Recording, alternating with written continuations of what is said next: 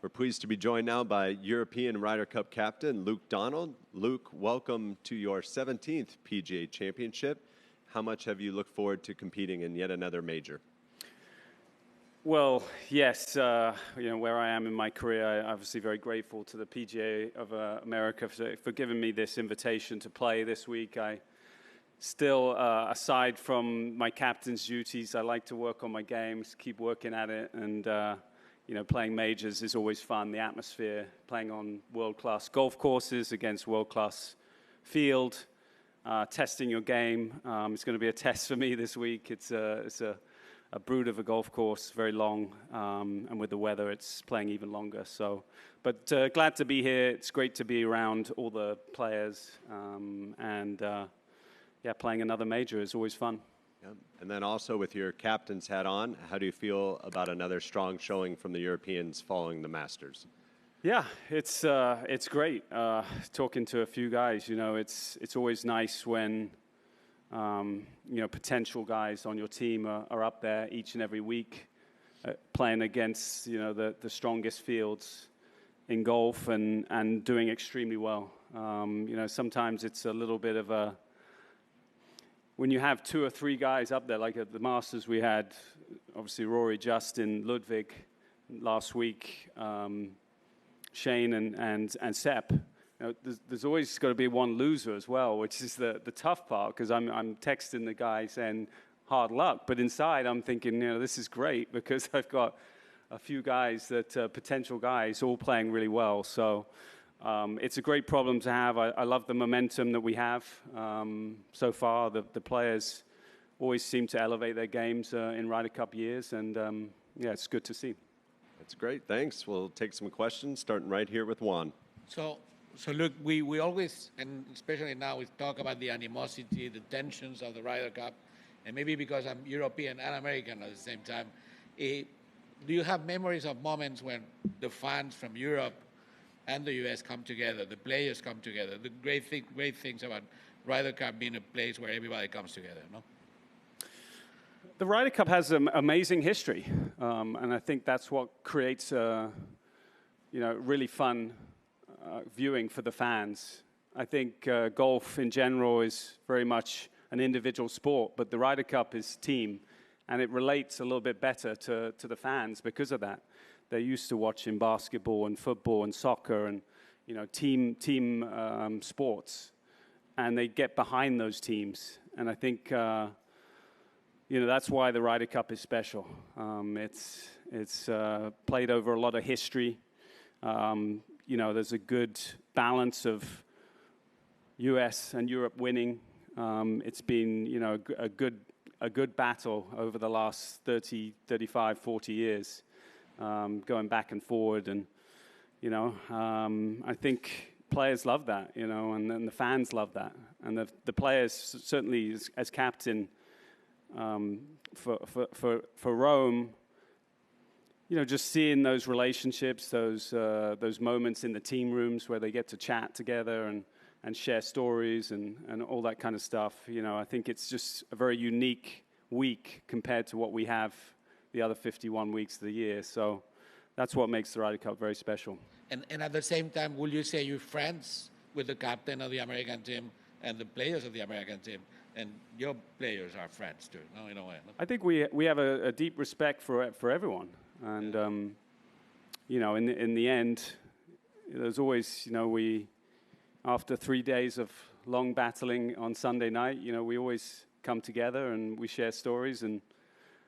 But Friday, Saturday, Sunday, we want to win. We want to win, and the competitiveness of these players, which makes them how great they are, really shows up. But we have a deep respect for all the players, and I have a deep respect and friendship with Keegan, my opposite. So nothing changes, but it doesn't mean you don't want to beat them. Thank you. Mike 10 and then Mike 12, please. Hey, Luke. Luke. Just wondered if you'd had any indication about when the appeals, Jon Rahm and Tyrrell Hatton's appeals, might be heard, and is there any sort of ongoing concern from you that those guys might end up not being eligible for the Ryder Cup? I have had zero conversations. You know, again, that's a question for Guy Kinnings. I do not get involved with the politics of that. So my concentration is to get the best 12 players to New York, and you know, hopefully everyone is eligible. Alex? Luke, regarding the best 12 players for constructing your Ryder Cup roster, some captains typically lean more on emotion and partnership that they've formed, while others are a little bit more analytical. How are you going to strike a balance between the two, and do you lean one way or another for putting the team together? Yeah, we have stats on everyone. You know, and it's my job to kind of communicate with players once the team starts to form, to figure out good partnership matches in terms of personality as well. I wouldn't say it's one over the other. I think statistics and data is really important, but gut instinct and personality matchups is equally as important. So, and then you have to sort of match it to the golf course, and then you have to look at golf balls as well, which is another headache that we have to think about, especially the week before when we're trying to figure out those kind of ideal partnerships. Are there any candidates on the team that are petitioning themselves for that course, like you said, being a potential player to a course match, like you mentioned? No, it's a little too early yet. We still have 3 majors, a bunch of elevated events, Rolex Series events, so there's plenty of points to play for. So it's still, those guys are keeping their heads down and trying to make as many points as they can. Mike 7, then Mike 1. Luke, over here. As you reflect on where you were at the 2023 PGA Championship, as you were entering as a Ryder Cup captain that year, how do you feel like you've grown heading into the 2025 PGA Championship now? Well, I'm still 5'9", not hitting it far enough. I think as a player, not much has changed. I still like to work on my game, and it gets harder the older you get. But, as a captain, I certainly learned a lot about myself before Rome. I've said it many times, when I was given the call, I think it was sometime around the week of the Canadian Open in 2022 that I was going to be the captain. I had some doubts, whether I could fulfill the role, whether I had the abilities to do that.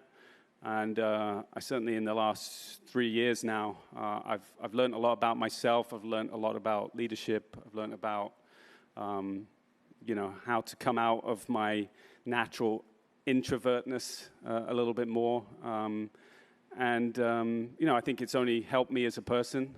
It's helped me understand myself a little bit better. And it's been a challenge. And I think just as my individual career, I've always tried to push myself and go towards those challenges, and this has certainly been one of those. And I've loved every minute of it, even during the hard moments. Mike 1. Hi, Luke. Rory's obviously pretty good on any golf course, but what is it about this particular layout that seems to suit him so much? Well, it's a big golf course. It's not overly tight off the tee, but it demands length, and I think his high shot that he can hit right to left. There's quite a few holes that demand that sort of shot shape. That coupled with just a place that he's had success, and every time he has success, it builds, right? And you just feel more and more comfortable. You understand the greens, you understand how they roll, you understand the breaks.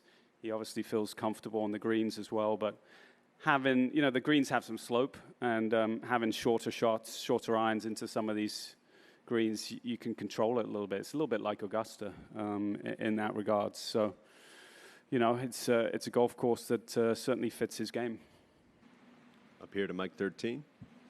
Luke, assuming all doors are open and everybody's eligible, how do you try to assess these guys like Jon Rahm and Tyrrell Hatton and Sergio Garcia, knowing what they're capable of doing in the Ryder Cup, but not being up in the points with everybody else, or maybe is competitive in the points to automatically qualify. How do you assess what they're capable of and making those choices when the time comes? Well, first and foremost, data and analytics. We do have pretty in-depth data, even on the guys on LIV, and so we can track. We know exactly how they're playing. And then obviously the majors are important. I think that's the time when everyone gets together and on good golf courses, and you have stacked fields, and just to see how they're playing in those is another point that we take into consideration quite a lot.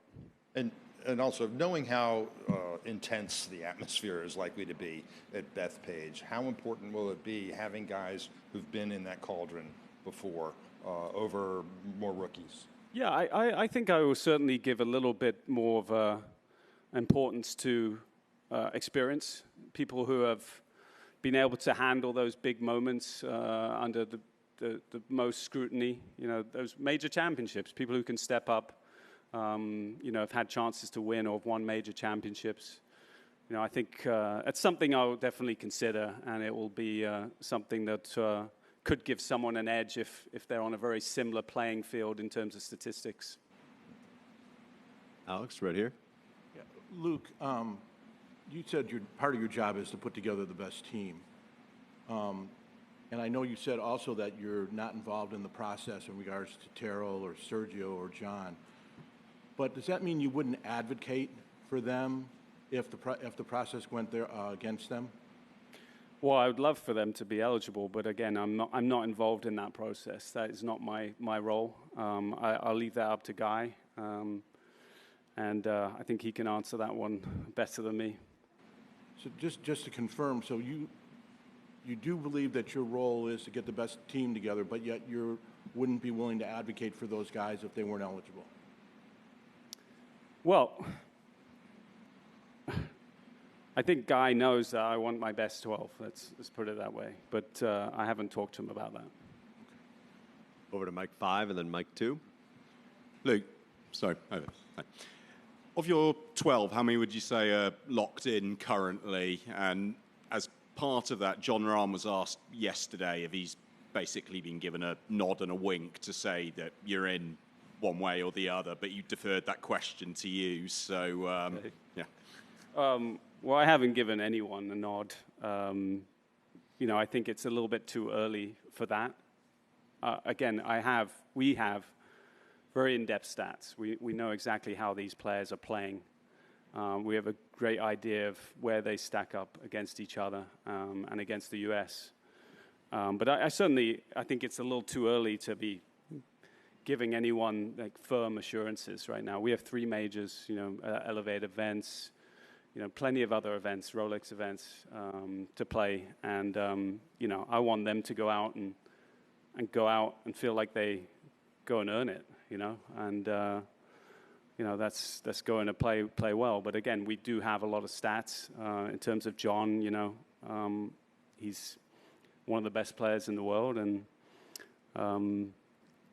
I would expect him to be on that team, but I certainly haven't given him those assurances. He needs to still keep going and playing, and just like everyone else. That's, again, no assurances have been given right now. Adam? Luke, over here to your right. Somewhat related to that, do you watch LIV Golf to see how those guys are playing? I tune in now and again, yep. Absolutely. Are the majors more important for those guys than on the PGA Tour because you have a little less sample size or less data for the LIV players? I think majors are important for everyone. But it's important for me, the majors, because I personally I don't see the Johns, the Tyrrells, Sergios, etc. As much these days. So in terms of just talking with them and seeing them face to face, that's important for me. Luke, is there anything you learned about Sepp Straka at the 23 Ryder Cup that gave you a hint of the breakout season that he'd now have? Well, I think he was picked for a reason in 23. I think he's sort of proven that he deserves to be thought of as one of the best players, European players. Just a cool, calm, collective, doesn't get too bothered by things. Very consistent game. Great putter. We saw that on Sunday. He just sort of did what he knows he can do. Didn't seem to get too up, too down, and played extremely well. So he's just a very, very consistent ball striker. He works hard at his game. There's not too many weaknesses in his game, and I think he was great to be around as well in that team room. He was just fun and joking and just an easy guy to be around. Your college teammate Tom Johnson, club pro out at Meadow Club, made it here this week. What's your best Tom Johnson story? Ooh. Best Tom Johnson story.